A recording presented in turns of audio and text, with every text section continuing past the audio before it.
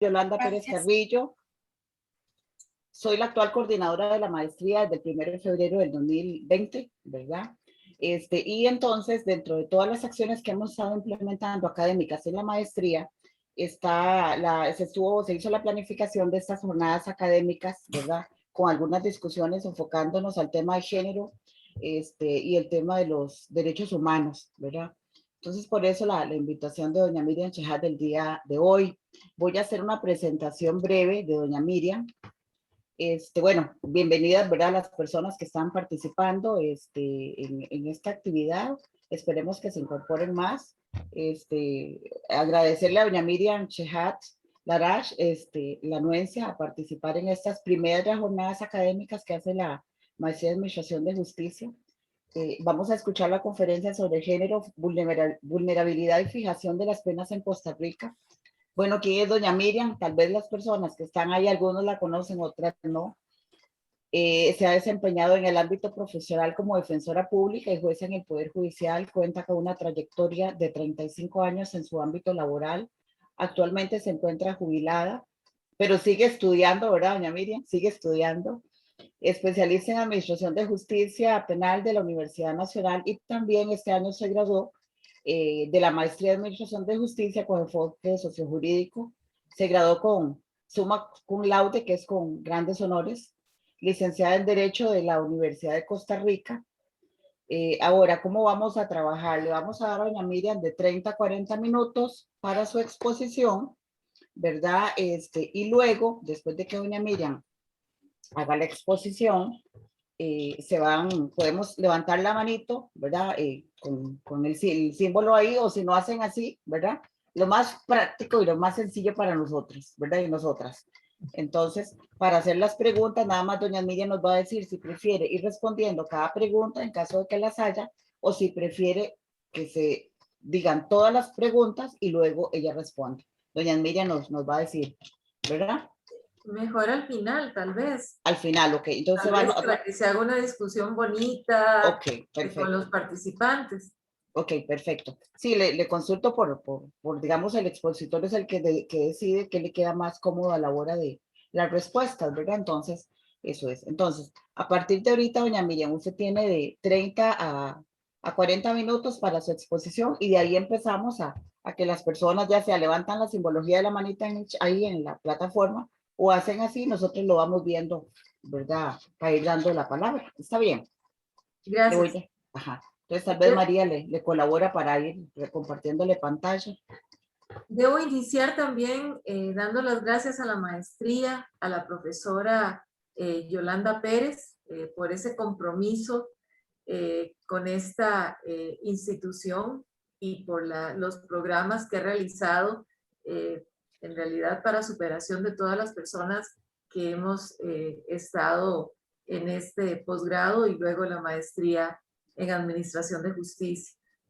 También a María José por toda su ayuda técnica y a la profesora Yamilet también por todos sus aportes para finalizar la investigación que el día de hoy voy a exponer. Bueno, el tema que voy a exponer hoy es género, vulnerabilidad y fijación de las penas en Costa Rica.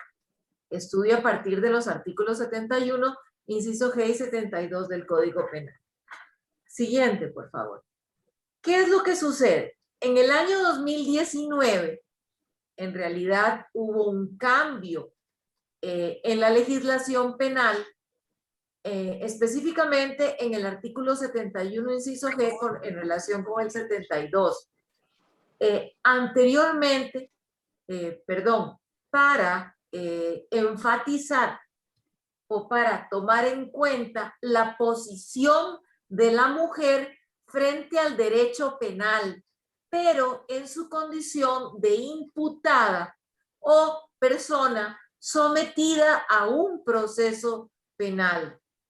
Anteriormente estaba la reforma que ocurrió en el año 2013, que ahora después de explicar, de referirme a esto, lo voy a mencionar. En el año 2013 ocurre la reforma en la ley de psicotrópicos, en donde se toma aspectos de vulnerabilidad. en cuanto a la posición o situación de la mujer. ¿Qué nos dice este artículo 71? Para tomar en cuenta la situación de la mujer en estado de vulnerabilidad, se debe de ver las siguientes condiciones o circunstancias que enfrenta la mujer. Pobreza, que tenga bajo su responsabilidad el cuidado y la manutención de familiares dependientes por discapacidad o por ser víctima de violencia de género cuando este estado haya influido en la comisión del hecho punible. Siguiente.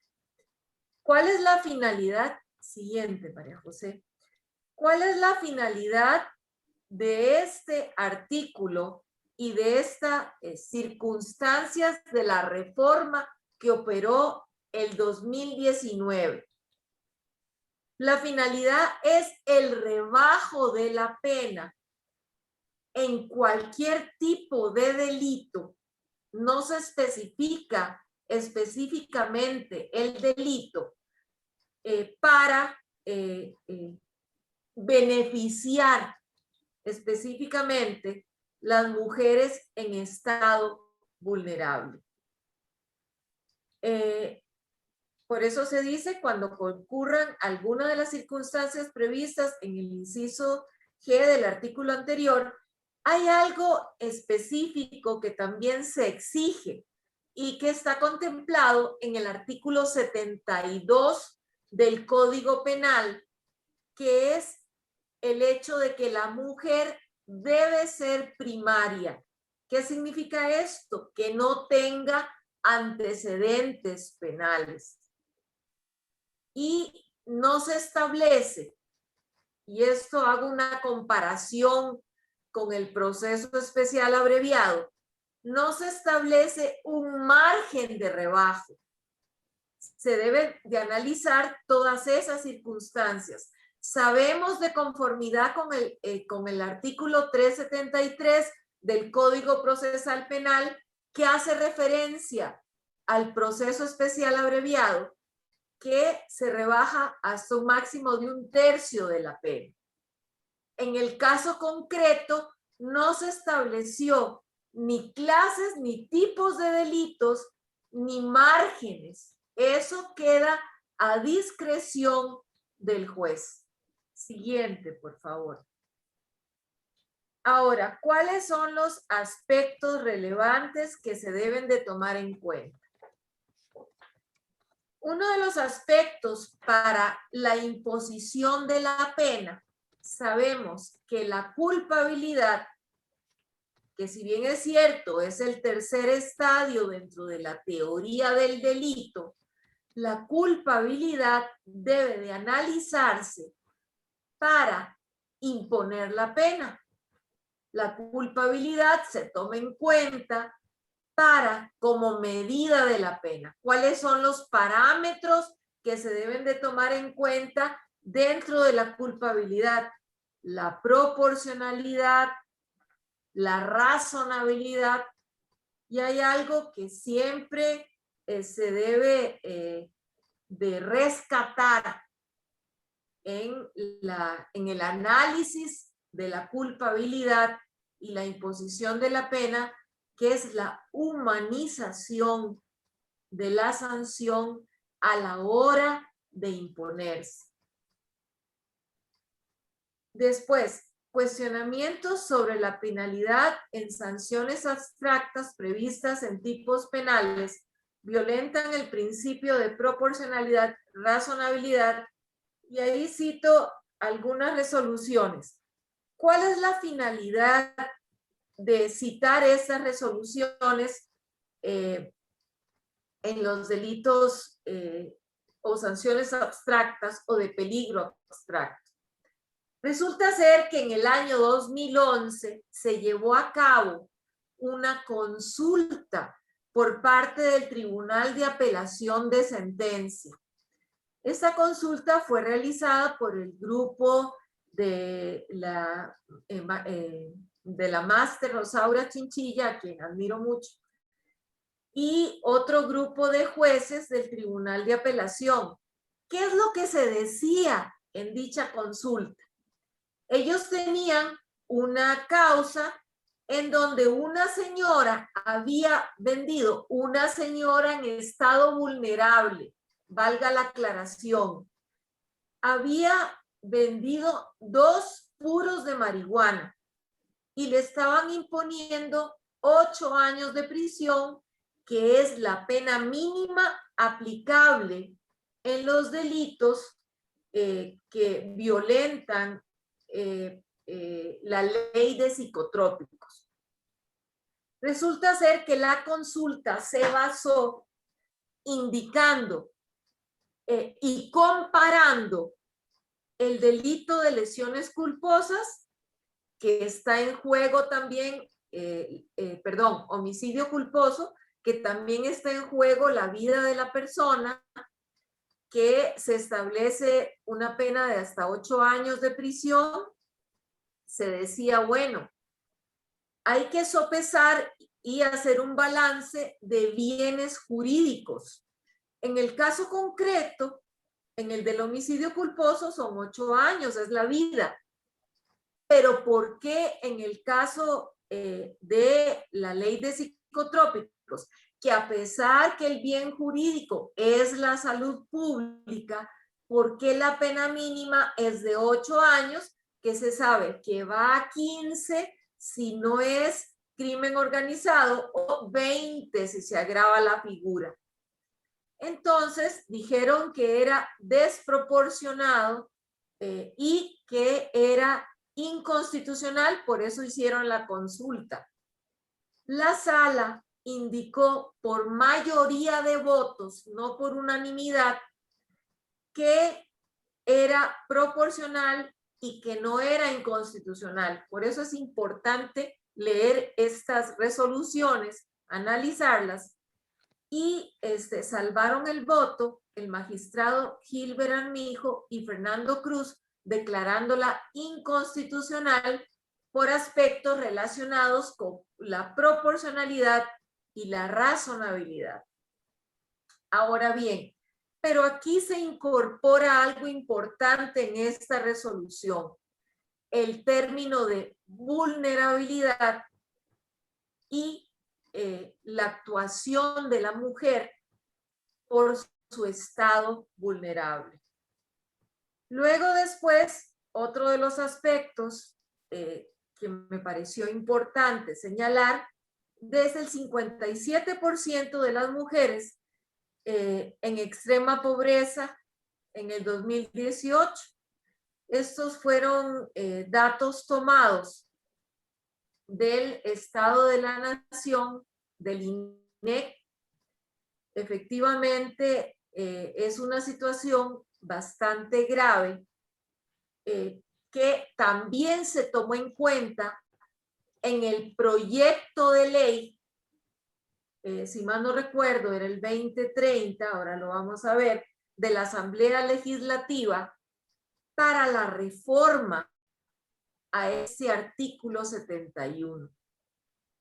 En el 2020, más del 50% de las personas privadas de libertad que se encontraban antes en el Buen Pastor, ahora en el Vilma Curling, en la cárcel de mujeres, estaban en el 2020. Actualmente se hizo la consulta también esta semana que pasó y efectivamente hay un porcentaje del 50% por la ley de psicotrópicos. Esto se mantiene a través del tiempo. Entonces, ese mismo parámetro histórico se mantiene en la cárcel de mujeres. ¿Cuáles son las condiciones de la disminución? Bueno, ya se mencionaron, que esté en estado de pobreza, que esté bajo a su cargo niños menores de edad, personas con discapacidad, que estén bajo una situación de violencia de género. Alternativas a la prisión, sí. Más adelante también lo voy a mencionar. Pero si hay alternativas a prisión, con el rebajo de la pena se puede llegar hasta un monitoreo electrónico de conformidad con el numeral 59 y 60 del Código Penal, una ejecución condicional de la pena de conformidad con el numeral 25 del Código Procesal Penal. Se puede optar también por una suspensión del proceso a prueba, que es una medida alterna al proceso. Siguiente, por favor. María José, siguiente. Es un cambio de paradigma. La mujer en nuestra normativa penal había sido juzgada sin una visión de género, ha sido objeto de discriminación, separada de su familia, no ha tenido la protección del Estado y esta desprotección se ha hecho evidente a partir de su encierro, ya que no se han impuesto medidas sustitutivas a la prisión que puedan evitar la destrucción de sus hogares y que le permitan a sí mismo, y cuando sea procedente, seguir cumpliendo con el rol de madre. Es importante aquí señalar lo siguiente. Resulta ser que la mujer a través de la historia no había sido juzgada como mujer. Incluso desde la época o de las teorías criminológicas, empecemos con la lombrosiana, del delincuente nato. En realidad, no solo no había una diferencia, sino que efectivamente se ha tomado como anormal o se tomó como anormal la persona que en ese momento delinquía. Posteriormente, también surgieron otras teorías de igual manera, incluso donde decían, bueno, que la mujer, de acuerdo a su entorno, se podía catalogar de una u otra manera. Si mal no recuerdo, en esos términos lo señalaba la teoría psicosocial. Es importante señalar también que hace muchos años, esto lo cito también en la investigación que realicé, resulta ser que la mujer, cuando no obedecía al marido en labores domésticas, en las decisiones que tomaba el marido, resulta ser que la consideraban anormal y la internaban en el psiquiátrico. Entonces, las primeras personas que tuvo el psiquiátrico eran también no solo las personas enfermas mentales, sino que además mujeres normalmente que estaban psiquiátricamente normales, pero que no, digamos, compaginaban con sus maridos o sus parejas en algunas decisiones y que no querían realizar labores domésticas. Eso es importante señalarlo para efectos de toda la evolución que ha acaecido en esta situación de la mujer y la toma de conciencia para el área del derecho penal. Siguiente, María José. Existen instrumentos internacionales que protegen a la mujer. Lo importante aquí es que desde el año 1979 está, por ejemplo, la CEDAW. ¿Qué es esta Convención sobre la Eliminación de todas las formas de violencia contra la mujer y discriminación. Efectivamente, es un instrumento internacional que efectivamente es conocido y reconocido en nuestro país, en Costa Rica. Sin embargo, no fue tomado en cuenta para las reformas en su momento de la ley penal. Posteriormente, la Declaración de Beijing, que también es conocida como la Convención de Belén do Pará, la protección de la mujer, de igual manera, todas en el fondo protegen a la mujer de violencias, de agresiones, le piden al Estado un compromiso para tratar este tipo de situación de violencia en contra de la mujer. Las reglas de Van Gogh. Las reglas de Van Gogh establecen no solo situaciones que se deben de evitar de discriminación, sino, por ejemplo, en la regla 57 y 58 establece que el Estado, las autoridades junto con el Estado, deben velar por otras alternativas a la prisión, porque el encierro evita la resocialización y no solamente eso, la destrucción de su propia familia. Eso es lo que establece la regla 57 y 58. Sin embargo, me parece también importante mencionar las reglas mínimas que ahora de Naciones Unidas, que ahora se llaman también reglas de Mandela, que han sido utilizadas últimamente en diferentes resoluciones de la Sala Constitucional de Habeas Corpus, específicamente. Incluso algunos han presentado amparos en razón de la situación del COVID, porque no se les ha permitido la unión con visitas con su familia, o sea, se afecta la unión familiar. Incluso también se les aísla por un determinado tiempo y no tienen acceso, y esto ha sido bastante grave por lo del COVID.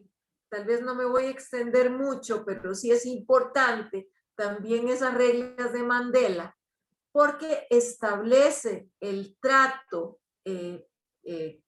digamos, garantista, digno. Las reglas de Mandela habla del principio de dignidad, también de esta persona sometida a un proceso penal. En el caso concreto, por la situación de COVID, resulta ser que ni siquiera en algunos centros penales tenían acceso a agua, a jabón, a servicios básicos. Entonces, la Sala Constitucional, bajo estos principios de Mandela, estableció, por cierto, tanto para hombres como para mujeres, estableció que varios aspectos de importancia. Primero, que se establezca un plan remedial por parte de adaptación social y los diferentes centros penales. Y en segundo lugar, también, incluso en algunas resoluciones, mandó la Sala Constitucional a construir nuevos centros penales por el problema del hacinamiento, que el hacinamiento, de alguna manera, de conformidad con el numeral 40 de la Constitución Política, se considera también como una forma de tortura. Siguiente, por favor. Siguiente. Y esta situación también ocurría en el Vilma Curling o en el Centro de Mujeres. Ahora, actualmente conversando con personeros del Vilma Curling esta semana, ¿qué pasó? Me indican que no tienen ya problemas de hacinamiento y hay otras opciones que se han utilizado. De los 700 y resto de campos que supuestamente puede albergar la Vilma Curling, actualmente tienen 570 más o menos privadas de libertad. En cuanto a la historicidad de las penas y la evolución, vemos que antiguamente se utilizaba las penas ejemplarizantes o que lo que nosotros hemos conocido como ley del talión. Lo que sucedía era que la imposición de las penas no era para efectos resocializadores, sino ejemplarizantes. Eran para la comunidad. No se pensaba en la persona de manera individual, sino para que la comunidad viera que estaban imponiendo una pena y que las autoridades quedaran bien con la comunidad y no con los principios rectores de la resocialización y el principio de dignidad del ser humano. Posteriormente vienen las teorías relativas en las que podemos citar la prevención especial positiva, la prevención especial negativa.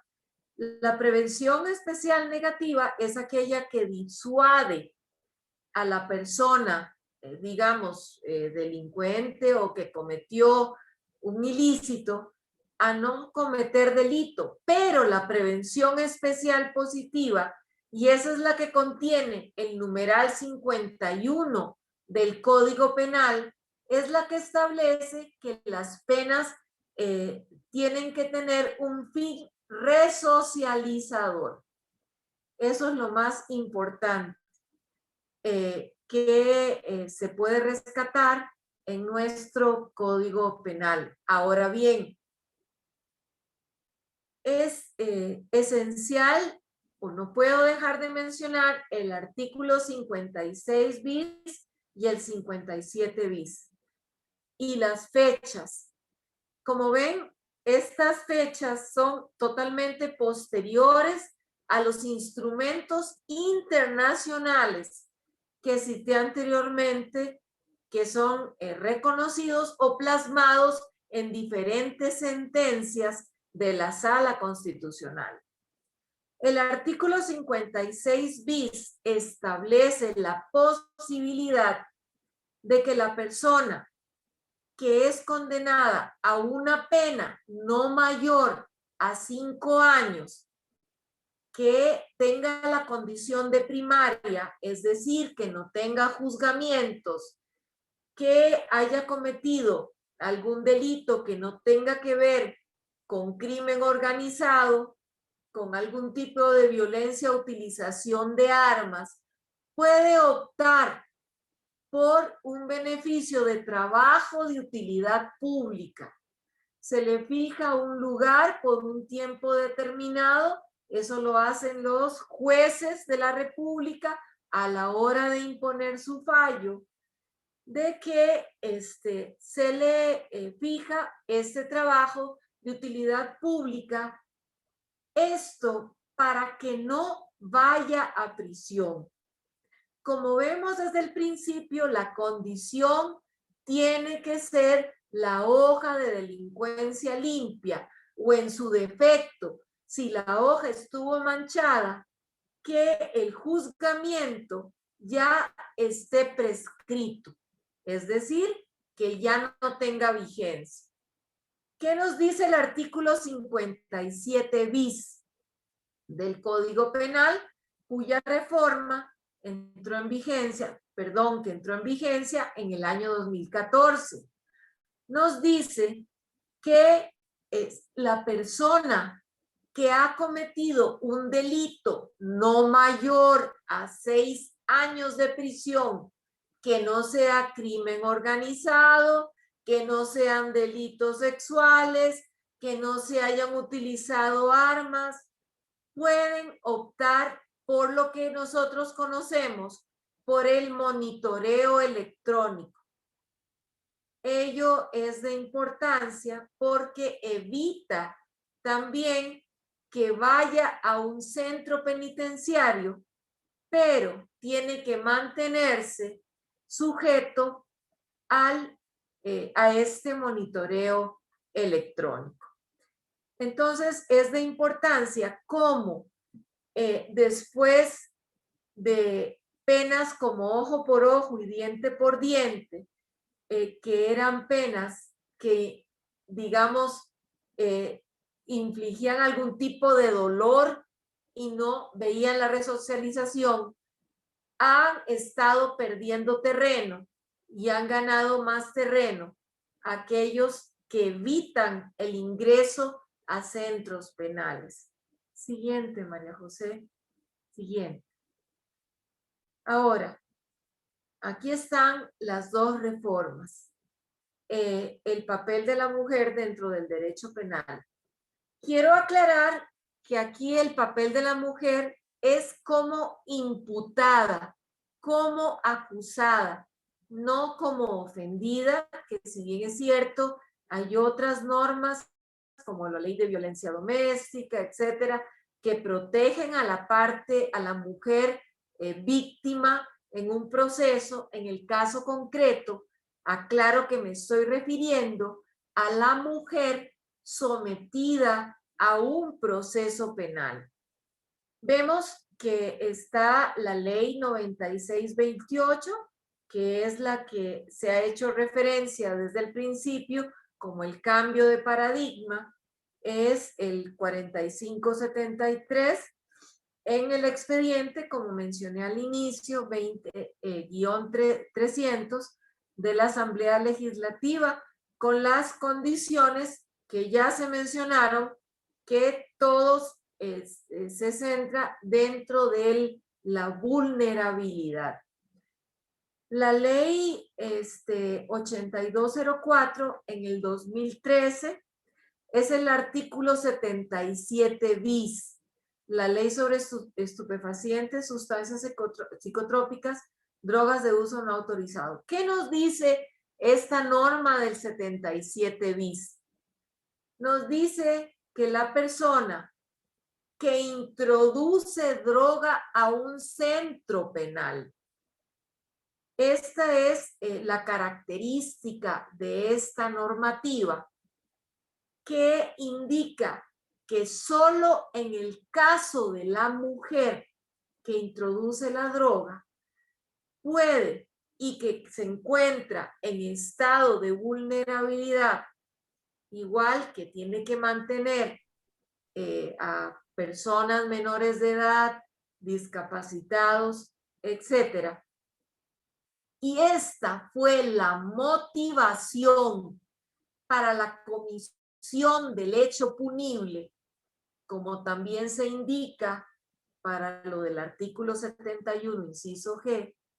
Entonces, se puede optar por una medida alterna y, si no, por un beneficio también, si al final no podría optar o incumple la medida alterna, por algún otro tipo de beneficio. Por ejemplo, se puede optar, lo indiqué al inicio, por la suspensión del proceso a prueba. La suspensión del proceso a prueba, de conformidad con el numeral 25 del Código Procesal Penal, establece ciertas condiciones que no pueden bajar de 2 años ni exceder de 5 años. Dentro de ellas puede someterse a tratamientos, puede ser de rehabilitación, puede también someterse a otro tipo de condiciones. Incluso podríamos mencionar que se puede optar por lo que actualmente se llama justicia restaurativa. Esto es un grupo de compañeros judiciales que se han abocado a rehabilitar o tratar con psicólogo, sociólogo, a las personas, por supuesto, también defensor, interviene un fiscal, a las personas que cometen estos hechos y que también consumen droga o que las han cometido por su consumo o adicción a la droga. En el caso concreto, si esto ocurre, por ejemplo, en la introducción de droga, esa persona también era adicta y lo hace bajo esas circunstancias, aparte de la vulnerabilidad, también podría optarse por esta justicia restaurativa. Siguiente, por favor. Siguiente, María José. Ahora, cuando se realizó este tipo de investigación, se hizo un estudio de todos los expedientes en los que se había aplicado el artículo 71, inciso G, en relación con el 72. En realidad, el estudio se realizó en la sala tercera desde la vigencia de la norma, enero del 2019, hasta septiembre del 2020. Encontramos con recursos de revisión 36 casos, de los cuales, a pesar de que esta representación consideró de que todos cumplían con el estado de vulnerabilidad, resulta ser que solo 15 fueron declarados con lugar y el resto seguían cumpliendo la pena.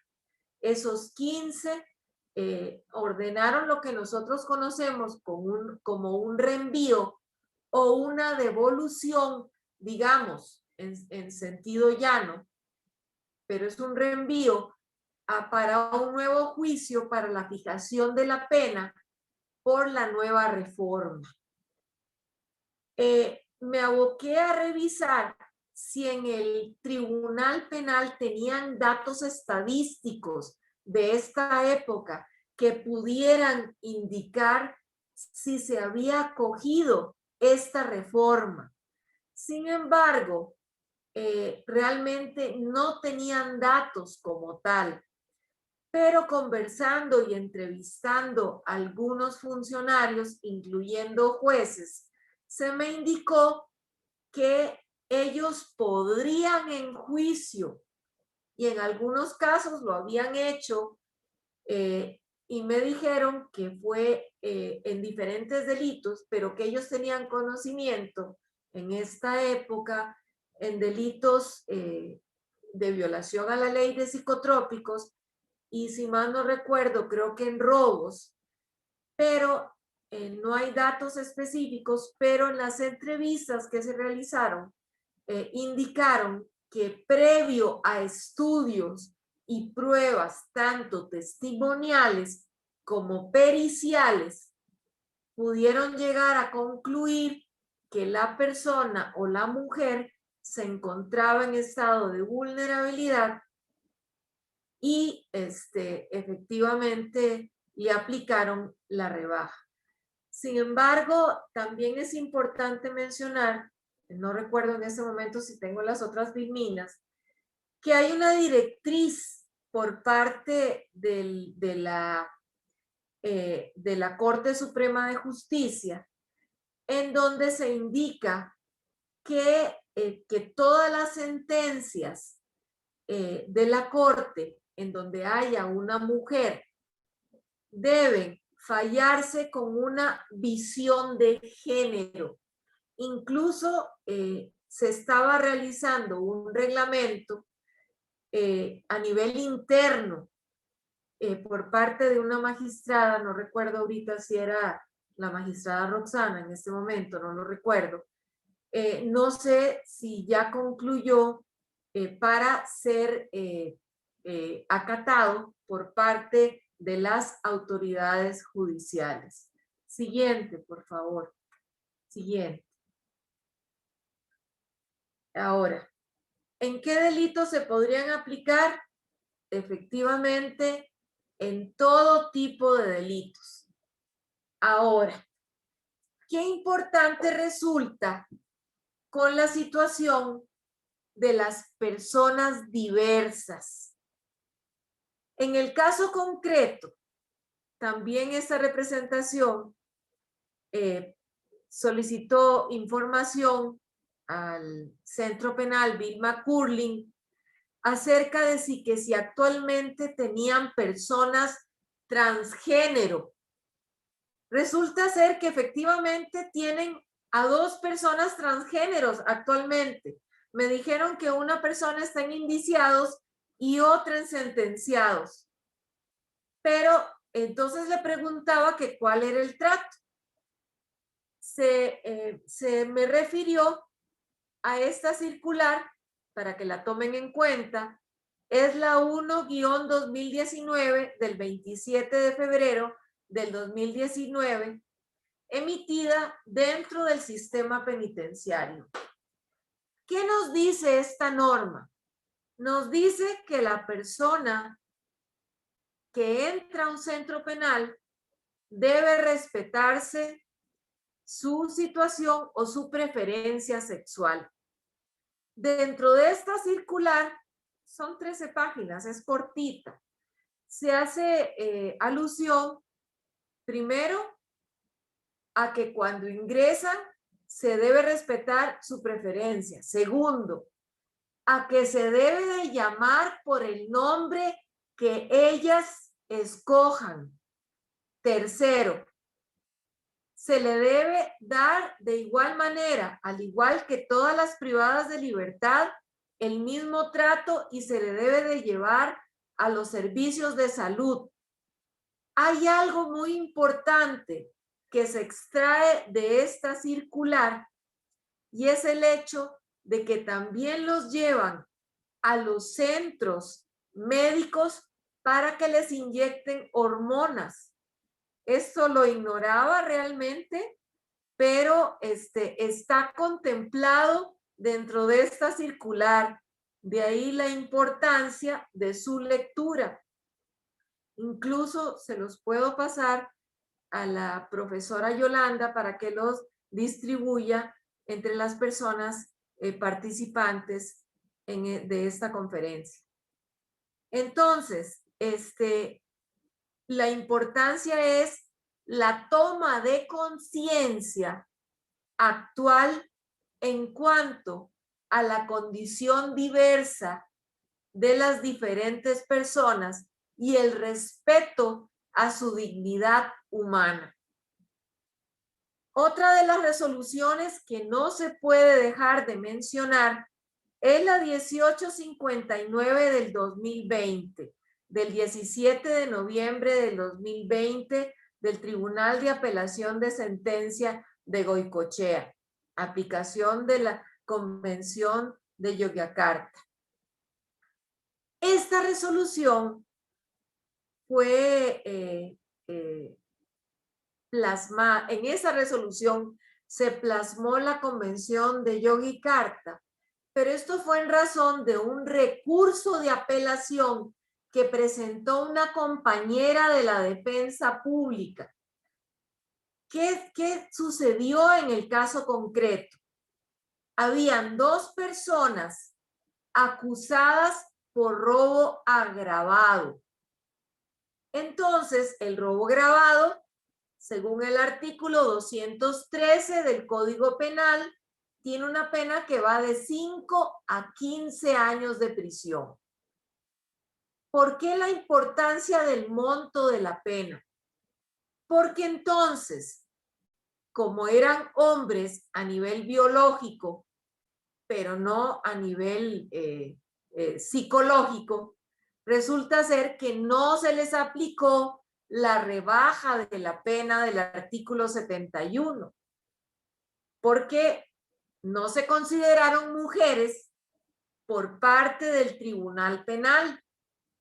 Entonces, la defensora pública apela a la resolución, la sentencia, donde se le imponen 5 años de prisión a estas dos personas.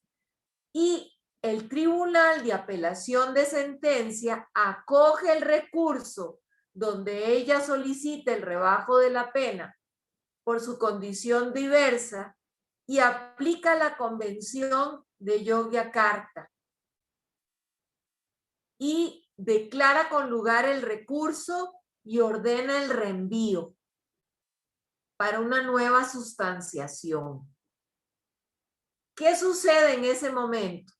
Viene la fiscalía dice, no, no puede ser, son hombres. Entonces, plantea un recurso de casación ante la sala de casación o sala tercera. La resolución 2021-00749, esa resolución. La sala de casación confirma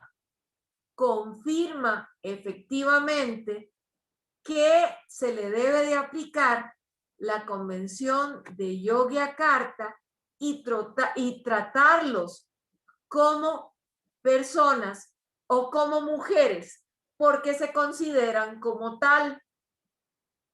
Entonces, esta es la esencialidad de estas dos resoluciones para efectos de considerar ahora esta situación de personas diversas. Siguiente, por favor. Tal vez antes de referirme a esta filmina, debo indicar que hay dos artículos que protegen derechos humanos dentro de nuestra Constitución política que no puedo dejar de mencionar. El artículo 7 de la Constitución política a nivel de jerarquía indica que los instrumentos internacionales, y esto porque mencioné la Convención de Yogyakarta, los instrumentos internacionales solo son superiores a la ley, más no a la Constitución. Sin embargo, viene el artículo 48 de la Constitución política y el artículo 48 de la Constitución política establece que cuando estos instrumentos internacionales dan mayores garantías que la Constitución, deben de ser aplicados y deben de acogerse y se deben de tomar. Esta es una excepción, reitero, la contenida en el artículo 48 de la Constitución política. Entonces, son superiores a la Constitución en el tanto y en el cuanto garanticen mayores derechos. Ahora bien, cuando se habla de interseccionalidad, cabe mencionar que este término se utiliza para mencionar que confluyen varios factores, incluyendo vulnerabilidad, pero hay otros factores que no tomaron en cuenta en el artículo 71, inciso G, ni tampoco en el 77 bis de la ley de psicotrópicos. Por ejemplo, no tomaron en cuenta la culturalidad, o sea, el estado cultural de la persona. Y en el estudio que se realiza de la sala tercera, vemos que hay personas indígenas que sufrieron violencia de género y que se les acusó por homicidio. Y esto a causa de su pareja. Entonces, la interseccionalidad, que debe ser un término de obligatorio uso, dice, implica una comprensión particular de los factores estructurales y culturales de las mujeres en su vinculación con la criminalidad. Eso es importante, factores culturales. ¿Cuándo se originó este término? Este concepto de interseccionalidad fue utilizado por primera vez por Kimberly Crenshaw, una mujer negra quien luchó por sus derechos, esto en los Estados Unidos de Norteamérica, pero poco pudo hacer en su época, pues sus demandas legales no eran escuchadas en los tribunales. Esto fue en el año 1989. Esto es muy triste porque fue toda la época del racismo y toda la discriminación que ocurría en los Estados Unidos. Sin embargo, reitero, este término se utiliza para todos estos aspectos que acabo de mencionar. Siguiente, por favor. Siguiente, María José. ¿Qué lleva inmerso el término de interseccionalidad? Lleva inmersa la lucha de las mujeres a través de la historia por dejar sus desigualdades, incluyendo la opresión, la exclusión, las relaciones de dominación y la jerarquización, lo cual generaba una mayor vulnerabilidad dentro de la sociedad en que se desenvolvía. No está de más indicar que la posición de desigualdad de género ha ubicado a las mujeres como víctimas dependientes, sumisas, lo cual deben ser tomado en cuenta a la hora de ser juzgadas. Esta primera parte, porque hay muchas mujeres que a pesar de que están cometiendo un ilícito por causa de sus parejas, por causa de esta situación patriarcal que todavía se sigue viviendo en nuestras sociedades, a pesar de toda la evolución que se ha dado, resulta que no se ha tomado en cuenta para efectos de dictar una resolución, ni siquiera por parte de los jueces o juezas de la República. Exigen, y esto lo puse también cuando mencioné lo que se debe de tomar en cuenta y la directriz del Consejo Superior de la Corte Suprema de Justicia que se debe analizar y resolver una sentencia de acuerdo al género, en el caso concreto, en razón del género de la persona, se están exigiendo pericias para conocer, pericias psicosociales para conocer lo que está sucediendo con una mujer y posibles explicaciones de hecho.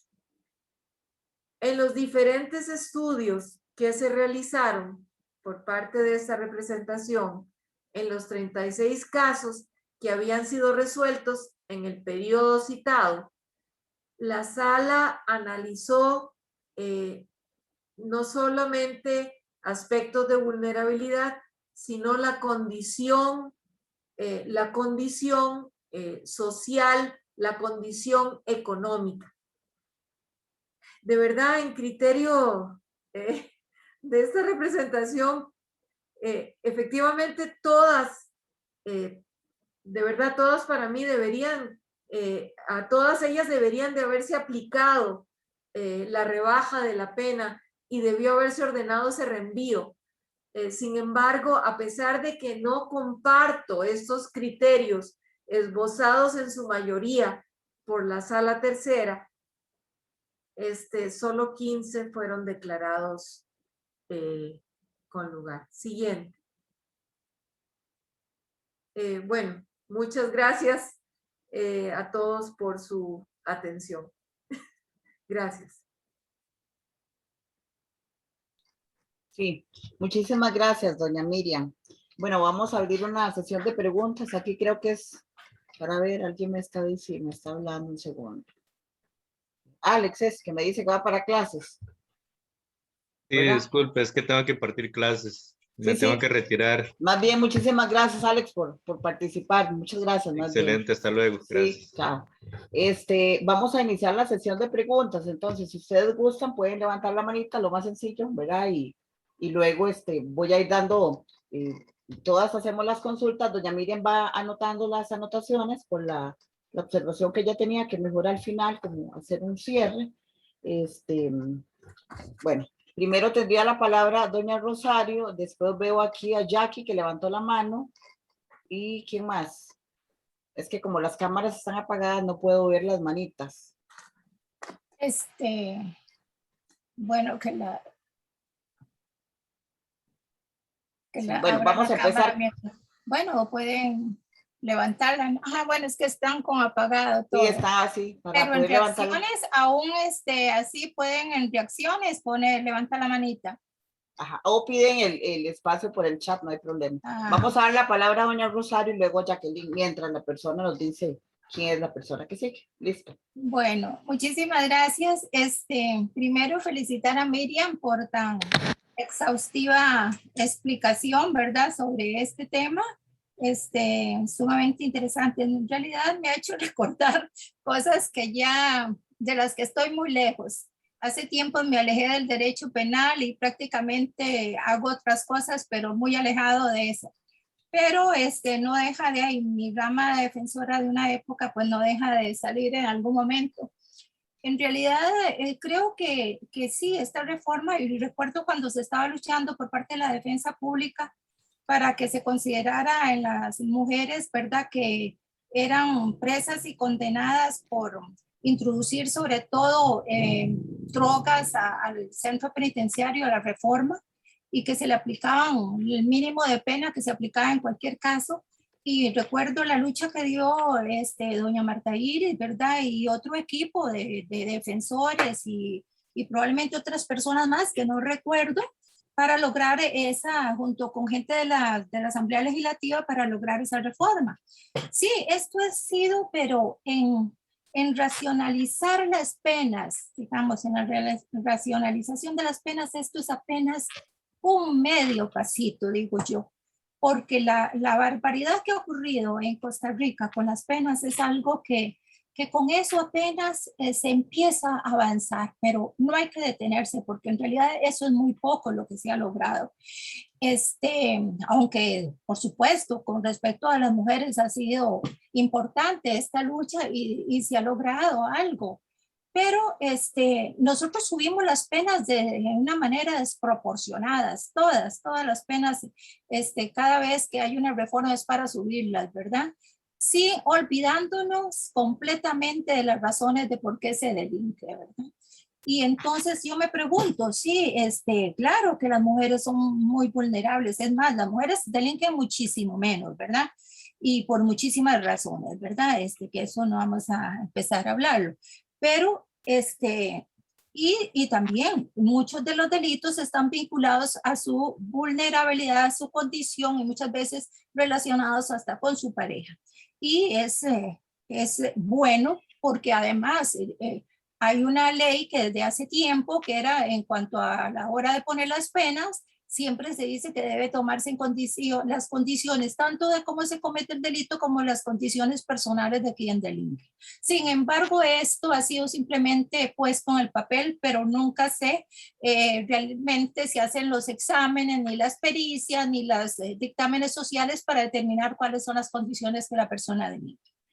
Reconocer en cuanto a las mujeres ese principio de vulnerabilidad, pues es importante, pero también hay que mejorarlo definitivamente, porque para empezar, para poder utilizarlo hay que confesar, porque si usted no ha admitido que ha cometido el delito, ¿de cómo va a demostrar las circunstancias estas de vulnerabilidad? Y hay montones de casos, y recuerdo uno, ¿verdad? Bueno, ya veo por lo que me dice Miriam que se aplican todos los delitos y ya no solo originalmente que fue con esta preocupación de la introducción de psicotrópicos. Pero hace poco me sorprendió una condena terrible que se anunció en la prensa de una muchachita migrante nicaragüense en condiciones evidentemente de vulnerabilidad, que la acusan de matar al infante recién nacido y hasta eh, involucraron un poquito a su hermana, pero su hermana, bueno, al final ella la excluyeron, digamos, del proceso penal. Pero yo digo, las condiciones, la jovencita, yo me preocupé mucho cuando supe que la habían condenado con la peor pena del mundo, ¿verdad? Y averigüé poco, me dijeron que es que la jovencita no había querido, era una muy joven, prácticamente sin alfabetización, migrante, ilegal, y en esas condiciones se comete el hecho. Pareciera que la niña no quiso nunca colaborar, digamos, con la defensa en cuanto a la información, hubo silencio y todo. Pero yo me pregunto, es que había que ir más allá, aunque ella no hablara, pienso que debe en eso analizarse todas esas circunstancias, ¿verdad? Visitar la casa, un montón de otras cosas. Entonces digo que tenemos que seguir avanzando en eso, pero ir más allá, porque no podemos esperar que alguien confiese el delito para poder entonces aplicar las circunstancias de vulnerabilidad. Y yo me pregunto, en realidad hay que ver el problema además de las penas globalmente. Y los hombres no cometen delitos también algunas veces en situaciones de vulnerabilidad. Y hay que reconocerlas también. ¿Por qué estos hombres que se dicen mujeres, para que se les reconozca su situación de vulnerabilidad, tienen que decirse mujeres o considerarse tal, cuando en realidad es que también hombre o mujer tuvo que haber sufrido esa vulnerabilidad, ¿verdad? Entonces, no podemos como darnos por satisfechas, aunque ha sido un paso. Tenemos que seguir avanzando, primero en la racionalización de las penas para todo el mundo y luego, o principalmente, como interés de género que tenemos, en visualizar mejor, ¿verdad? Y más allá de algún aspecto, esta situación de las mujeres con relación al delito. Pero yo creo que sí se ha avanzado un poquito y lo que ha dicho Miriam pues es muy interesante en denotar esa evolución. Muchas gracias. Gracias. Muchas gracias por su aporte. Jackie, por favor. Claro. Bueno, primero que nada, felicitar a doña Yolanda por este espacio que nos ha dado, porque es la manera en que esos trabajos que con tanto esfuerzo, mística, se han realizado, en este caso por doña Miriam, están siendo publicados a la sociedad. Y como doña Yolanda me dijo desde un inicio, estos trabajos no tienen por qué quedarse guardados en las bibliotecas, sino que tienen que darse a conocer y están los efectos a la sociedad. Y eso es lo que se está haciendo por parte de doña Yolanda con estas reuniones y exposiciones. Ahora un saludo muy grande a doña Miriam, que ha hecho un trabajo espectacular en el análisis de estas sentencias y que han arrojado datos muy importantes y en el sentido de que hay muchísimo todavía por realizar a pesar de pues toda la normativa del derecho internacional de los derechos humanos y la perspectiva de género del Poder Judicial y estas reformas al Código Penal. Y a doña Rosario, un gusto de verla, que hace 1000 años no la veía. Un gusto enorme. Todos mis respetos, doña Rosario. Gracias, igualmente. Gracias. Ahora, mi comentario es que, bueno, yo, un comentario, bueno, dos comentarios. El primero tiene que ver con el artículo 71, inciso G, que en efecto indica unas circunstancias de vulnerabilidad, pero mi comentario es en relación a que este inciso no es suficiente de cara a los instrumentos de carácter internacional de los derechos humanos que tutelan muchas más condiciones de vulnerabilidad para las mujeres que deben tomarse en consideración, como doña Miriam lo estaba comentando. Y en este caso, se puede ver la regla 3 de Brasilia, que en la parte del artículo G, 71G, solo se está indicando 1, pobreza, 2, cuidado, 3, manutención de familiares y dependientes, 4, discapacidad y 5, víctimas de violencia de género. Pero vemos más bien que las reglas de Brasilia sobre el acceso de las personas en condición de vulnerabilidad propiamente, la regla 3 establece que se consideran en condición de vulnerabilidad personas que en razón de su edad, género, estado físico, estado mental, circunstancias sociales, económicas, étnicas, culturales, encuentran especiales dificultades para ejercer con plenitud el sistema de justicia de los derechos reconocidos por el ordenamiento jurídico. Entonces, vemos cómo este instrumento internacional introduce muchas otras variables que deben ser tomadas en cuenta, porque al ser un instrumento internacional hay muchísima más protección.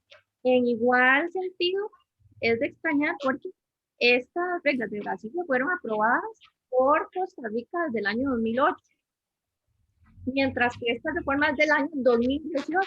Entonces yo me pregunto, ¿por qué razón el legislador, tomando en cuenta pues esa normativa, no incluyó todas esas otras circunstancias de vulnerabilidad dentro de esta reforma legal? Era necesario. ¿Por qué? Porque se está desprotegiendo, a pesar de este pasito pequeño, o más bien con este paso pequeño se está desprotegiendo igualmente a otro tipo de personas con otras variables como causas de vulnerabilidad. Igualmente, en la regla 4, incluso amplía un poco más la regla 4 a las reglas de Brasil, amplía un poco más estas circunstancias que son la edad, discapacidad, pertenencia a comunidades indígenas o minorías.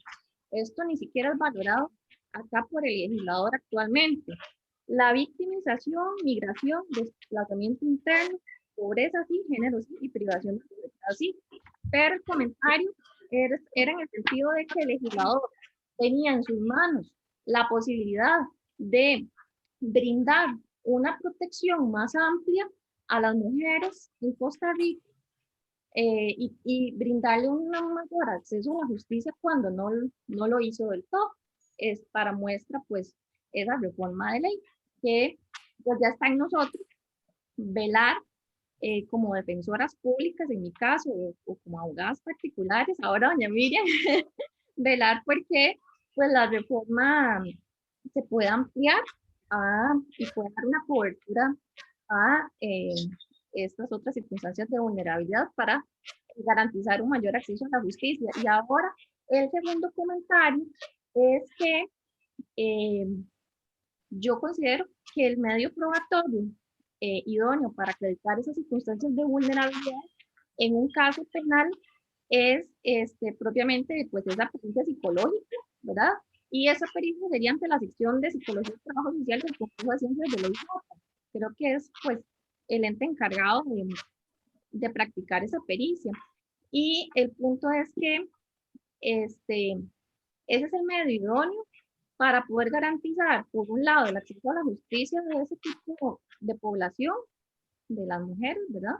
Y también para lograr la aplicación de la perspectiva de género, porque respecto a la perspectiva de género, pues el Poder Judicial sí tiene una política bastante importante. Lo que pasa es que los jueces la desconocen y no la aplican, y no les gusta aplicarla, porque tras de eso no saben los orígenes y no la saben aplicar. Porque, bueno, desde el 2013 esta política de género está presente para que en toda resolución judicial se tome en consideración la perspectiva de género. Y se dice que esta política dispone de adoptar una política de igualdad de género de manera transversal, prioritaria sustantiva que incorpore la perspectiva de género en todo el quehacer judicial, en todo el quehacer, perdón, del Poder Judicial. El objetivo de la misma será garantizar la igualdad de oportunidades entre hombres y mujeres y la no discriminación por género en las decisiones judiciales, en el servicio público, en la administración de justicia y en el funcionamiento interno del Poder Judicial. Lo que pasa es que yo considero que si una mujer es usuaria dentro de un sistema, dentro de un proceso penal, pues que ese es el medio probatorio idóneo. Y en este caso, pues lo estoy comentando porque hace poco en un caso que estoy llevando de un hurto, pero es un hurto por hambre, ¿verdad? Un hurto famélico donde participa una mujer. Yo solicité esta pericia alegando todo esto, ¿verdad? Y el juez dice, no, se rechaza la pericia porque usted no ha dicho cuál es la circunstancia de vulnerabilidad que se quiere determinar con el estudio, con la pericia psicosocial. Su propuesta está infundada. No tiene fundamento. Y yo citar de como una hora citando cosas, ¿verdad? Para fundamentar esta solicitud.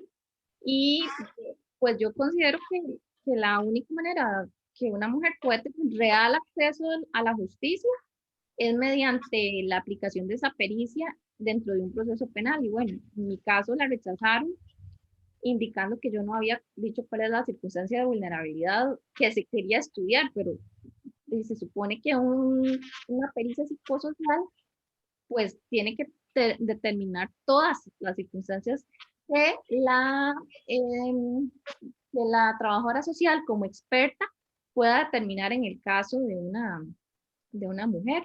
Entonces, pues básicamente eso es comentario en el sentido de que los jueces, pues creo que no saben en este momento, lamentablemente, aplicar la perspectiva de género ni ningún instrumento de carácter internacional, mucho menos pues una fundamentación o procurar una fundamentación adecuada cuando sea el momento de dictar sentencia, únicamente. Muchísimas gracias, Jackie. Le doy la palabra a doña Miriam, por favor, por alguna aclaración, algún comentario a las consultas. Bueno, yo coincido con las dos manifestaciones de la licenciada Rosario y la licenciada Jacqueline. Efectivamente, como mencionó la licenciada Rosario, ha sido difícil, pero el logro no ha sido completo. Si bien es cierto, las reformas que se han dado han sido bastante importantes, hay mucho todavía terreno que recorrer.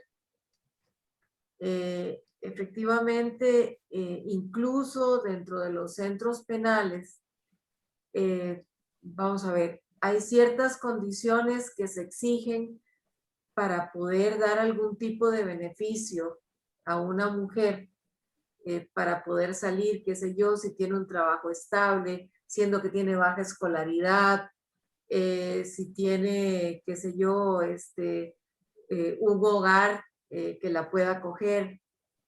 También hay una serie de obstáculos que se presentan para poder lograr los objetivos de apoyo a la mujer en el caso concreto. Y también en el caso de la población diversa, ha habido mucha discriminación y falta de apoyo. A pesar de la resolución, de esta resolución que mencioné y de la resolución cuestionada por partidos políticos, etcétera, de la Corte Interamericana de Derechos Humanos, pero bueno, efectivamente lleva razón en mi criterio doña Rosario. Y en el caso de Jacqueline, efectivamente, el artículo 71 quedó corto. No ha contemplado todas las circunstancias que se deben de tomar en cuenta. Y siendo que, como establece el artículo 48, como hice mención anteriormente, otorga más garantías que la Constitución debería de haberse acogido para las diferentes resoluciones, lo cual no ha ocurrido. Entonces, comparto con las dos compañeras que todavía nos falta mucho camino por recorrer y tenemos un compromiso para luchar por esto. Incluso acabo de recordar un grupo de compañeros que estaban diciendo, bueno, yo voy a hacer mi tesis en que por qué a la mujer se está beneficiando y por qué no al hombre. Como mencionó en algún momento Rosario, si tienen igualdad de condiciones, son seres humanos y de conformidad con el artículo 33 de la Constitución Política, todos son iguales ante la ley. Pero lo que pasa es que en un estado patriarcal a la mujer se le ha tenido de verdad desvalorizada, se le ha tenido de lado, incluso en diferentes puestos públicos, incluso salarios a nivel salarial ha sido distinto. Y creo que, por ejemplo, por eso es importante y es, digamos, un granito en lo que todavía falta para hacer en nuestra sociedad. Es todo, gracias. Doña Miriam, yo solo tengo un comentario. Bueno, muchas gracias por las intervenciones de doña Rosario y de Jackie. Digo Jackie, porque fue estudiante el año pasado, ¿verdad, doña Miriam? Yo tengo como una inquietud. Bueno, ustedes saben que la maestría se está revitalizando y ya vamos a pasar de lo que llamábamos Centroamérica, vamos a pasar a América Latina bajo una modalidad virtual, ¿verdad? Es decir, poder llegar a esos lugares recónditos donde hay muchas juezas que no pueden seguir estudiando también, ¿verdad? Porque no tienen acceso, no pueden desplazarse a otro país. También hay un aspecto de género ahí a nivel formativo, que de cualquier lado las personas se puedan conectar. Pero también, aparte de la parte esta, de la malla curricular, de los cursos, también a mí me interesa desarrollar investigación en el marco de la maestría. Entonces, a partir de lo que usted plantea, doña Miriam, perdón, es que están cayendo muchos rayos, yo me asusto de eso. A partir de lo que doña Miriam nos plantea, ¿qué nuevas líneas o aristas deberíamos desarrollar desde la maestría? No solo de investigación del posgrado, sino también, por lo menos, si ingresan estudiantes que muchas veces no tienen temas de trabajo de investigación, poder decirles, ok, aquí hay líneas de trabajo donde hay que seguir trabajando y vienen en secuencia con líneas que ya fueron abiertas de los mismos estudiantes de la maestría, ¿verdad? Para usted, ¿cuáles serían algunas principales líneas que deberíamos considerar en la maestría para desarrollar investigación en conjunto con el Poder Judicial, en conjunto con ustedes mismos como juezas, ¿verdad? Del Poder Judicial, con alumnos, exalumnos, ¿verdad? Poder empezar a escribir y a producir más desde la academia, porque a veces nos quedamos en el discurso. Yo soy muy crítica en la parte que yo digo, las leyes son muy bonitas, el discurso y los procedimientos, pero a la hora del hacer no funciona. La realidad es otra cosa. Entonces, yo oficinas de género en todas las instancias y oficina de género esto y no dice, ¿y qué es lo que hacen? Al final lo que vienen mediando son cuántos brochures hicieron, cuántos volantes hicieron y nada más. Ahí se queda como, siento yo, en el discurso. Hay que hacer más acciones, más operativas y más que no ver resultados, digamos, que nos ubiquen a hombres y mujeres en ese contexto de igualdad, porque siempre estamos en desventaja. Ahora doña Miriam decía, los salarios a nivel público, no, en la parte privada también, ¿verdad? La desigualdad de salarios y instancias que hablan de la parte de género, ¿verdad? Eso es un discurso, era como el tema ambiental que antes decía, y la gente que trabaja proyectos ambientales se le asignan recursos, entonces después la parte de género, entonces todo el mundo trabaja en género, aunque no se aborde absolutamente nada de eso, ¿verdad? Entonces, ¿cuáles serían las posibles líneas según su perspectiva? Y después doña Rosario que levantó la mano. A mí me parece que en cuanto a la aplicación de los derechos humanos, las diferentes, hacer un curso específico de derechos humanos donde se estudien las diferentes convenciones, instrumentos internacionales en general, incluyendo declaraciones, etcétera, como reglas, como las reglas de Brasil, etcétera. O sea, todos los instrumentos internacionales que puedan de alguna manera aplicarse en nuestra sociedad y que puedan generar no solo conciencia dentro de los estudiantes y también fuera de ellos a los operadores del sistema penal, incluso en los legisladores para posibles reformas, de verdad, a los artículos, en el caso concreto del Código Penal. En realidad, siempre he considerado que la prisión debe ser el último recurso, como nosotros decimos, la extrema ratio. Se deberían de optar por otras opciones menos gravosas que vayan en pro del ser humano y en la lucha de la dignidad del ser humano. Sin embargo, en la prisión no hay opciones. Entonces, ese sería mi consejo y mi criterio. Gracias. No se le escucha, profesora. No se le Es escucha. que me apagué, perdón. Doña Rosario, como para ir cerrando ya. Muchas gracias. Bueno, coincido con lo que dice Miriam. A mí se me ocurre con eso que usted dice de qué curso. Bueno, en realidad, Miriam, yo di un curso con esto de no sé, de la corte que con esto internacional que daba, que se refería a todas esas reglas, ¿verdad? Todas esas convenciones y que son aplicables porque tienen un rango superior a la ley. Lo que pasa es que no me explico por qué no se aplican. Yo creo, para empezar, la defensa pública debe ser agresiva en eso, ¿verdad? Establecer que todos estos convenios aceptados con rango superior a la ley o a la Constitución o en situaciones de igualdad deben aplicarse porque así se ha establecido ya, ¿verdad? Y utilizarlas. En ese curso vimos todas estas reglas de la Convención de Pará, todo de Van Gogh, todo esto de las de Brasilia, de los grupos étnicos, de los indígenas, todo esto que es de aplicación, que casi nunca lo he aplicado pero hay que empezar, ¿verdad? Primero alegarlas por parte de los defensores y luego yo sé que los jueces les servirá porque los jueces también tienen problemas para resolver. Y hay algunos pues que las conocen, estoy segura.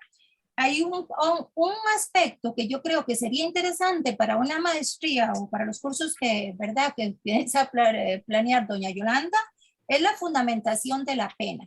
Si hay algo que da vergüenza en Costa Rica es ver las fundamentaciones de las penas que hacen los jueces, pero no por incapacidad de ellos, sino porque no tienen recursos, porque todo lo que establece la ley para fundamentar una pena se lo burlan. No hay exámenes psicológicos, no hay exámenes sociales, no conocen prácticamente a quién están condenando y si no declaró no saben ni siquiera nada ni cómo habla. Entonces, ellos, a mí me da pena cuando veo en los periódicos las fundamentaciones que hacen los jueces, sobre todo cuando lo dicen oralmente, ¿verdad? Y uno dice, ¿qué son ese montón de tonterías? Con respeto de los jueces, no es que ellos sean tontos, es que no tienen elementos para fundamentar y están obligados a fundamentar una pena.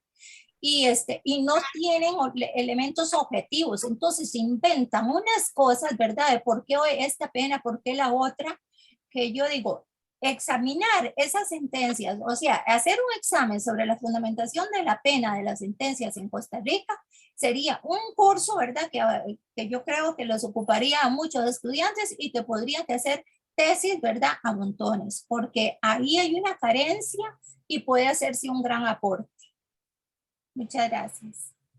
Perdón, doña Rosario, eso me llama la atención. La fundación de la pena viene siendo la argumentación jurídica, porque en la maestría tenemos un curso de argumentación jurídica y en este nuevo modelo de maestría virtual se diseñó un curso que es sobre razonamiento probatorio. ¿Es algo similar o no? No, es que la fundamentación más va cómo se hacen las sentencias, qué características deben de tener, ¿verdad? ¿Cuáles contenidos? Porque hay mucha falla en eso. Bueno, primero, mucha gente no sabe redactar, ¿verdad? Y entonces, ¿por qué se anulan muchas sentencias? No porque estuviera mal, digamos, decidida. La decisión puede ser buena, pero está mal expuesta, ¿verdad? Entonces no se sabe redactar para empezar, ¿verdad? La gente desgraciadamente no lee, generalmente la persona que ha leído desde niño, que tiene esa afición, generalmente sabe redactar mejor. Pero como hemos perdido estos hábitos, ¿verdad? O tal vez nunca los tuvimos, ¿verdad? Bien desarrollados, entonces hay que empezar por esto. Hay una estructura de una sentencia. pero también hay que tener elementos para fundamentar. Si usted no tiene ninguna prueba, ¿cómo va a fundamentar una pena de por qué 20 y no 15? ¿De por qué 10? Y generalmente se basa en que quién gritó más, el defensor o el fiscal, ¿verdad? Para pedir la pena, ¿verdad? Pero no por elementos objetivos, como decir cuál era la situación en que vivía este hombre. Se impone entonces mínimos que además son enormes porque nuestra legislación subió las penas muchísimo, ¿verdad? Entonces ya cuesta justificar una pena realmente razonable. Entonces se pone el mínimo, pero cuando se considera que no hay ninguna razón para poner más, pero no se sabe, ¿verdad? Y menos poner menos, ¿verdad? Con alguno de estos criterios de vulnerabilidad, no tienen a muchas veces elementos. Ahí es donde se carece el criterio sociojurídico, ¿verdad? Porque se ve solo la parte legal y de sentencia y punto. No se ve más allá, no se ve el contexto de la persona. Es que no tienen elementos probatorios, porque para cómo fundamentar una pena, ¿cómo? Porque ya se sabe cuáles son los extremos que establece la ley, que digamos de 5 a 15 años, sí, pero ¿cómo voy a poner 5? ¿Por qué? Bueno, tengo que tomar en cuenta en qué circunstancias de vida este imputado, su comprensión, su cuestión social, sus estudios, las circunstancias en que ocurrió el hecho, ¿verdad? Y entonces, ¿qué me ayudaría a mí? Un examen psicológico, pero que no lo hacen. Un examen social, geográfico de la vivienda, una visita a un trabajador social. Contexto. Todo esto es lo que le diría al juez: este muchacho o esta muchacha vivía en estas circunstancias, tenía tal educación, tenía... Entonces, ¿cuál es el nivel de exigencia? No es lo mismo una persona que estudió hasta la universidad, que tuvo toda esa capacidad, que se supone que ya sabe razonar, que tiene otras circunstancias económicas para juzgarlo, ¿verdad? Que un muchacho de estos, a veces drogadicto, de una familia drogadicta, pero la drogadicción aquí no se considera como algo que atenúe, ¿verdad? Pese a que es una circunstancia médica, de salud. Esa es otra de las cosas que hay que entrarle, ¿verdad? A la cuestión de cómo tratamos la política de drogas, que es pésima. Bueno, ya. Muchísimas gracias, doña Rosario, y doña Miriam también, muchísimas gracias. Jackie, gracias, y María José, gracias. ¿Verdad? Vamos cerrando. Le agradezco mucho. Y todos sus aportes son fundamentales para mí como coordinadora de la maestría, porque digamos, yo estoy como innovando y haciendo cosas, ¿verdad? Me interesa que la maestría se vuelva a posicionar, y no solo aquí, o sea, que se vuelva a posicionar a nivel de América Latina, ¿verdad? Y que se retome esa credibilidad que tenía antes, como que se fue perdiendo, ¿verdad? Eso es lo que estamos ahorita. Y de verdad, muchas gracias por participar en esta actividad. Mañana tenemos un evento a las 2, que es sobre derechos humanos, justicia y derechos humanos, y va a participar... dos profesores de la Universidad de La Mancha de Castilla, y va a participar don Víctor Orozco, que es penalista de aquí. Entonces, cualquier cosa, con el nombre suyo, doña Rosario, le podemos mandar la invitación. Bueno, no sé si podré estar, pero sí me gustaría que me mantenga alerta, aunque yo ya estoy muy alejada del derecho penal, doña Yolanda, y no quiero saber mucho. No, pero todo ese aprendizaje. Pero sí, no, yo llevo cursos virtuales de otras cosas ahora y escribo, pero de otras cosas. Perfecto, bueno, muchísimas gracias. Buenas tardes. Bueno, buenas tardes. Muchas gracias. Haber compartido con ustedes. Chao.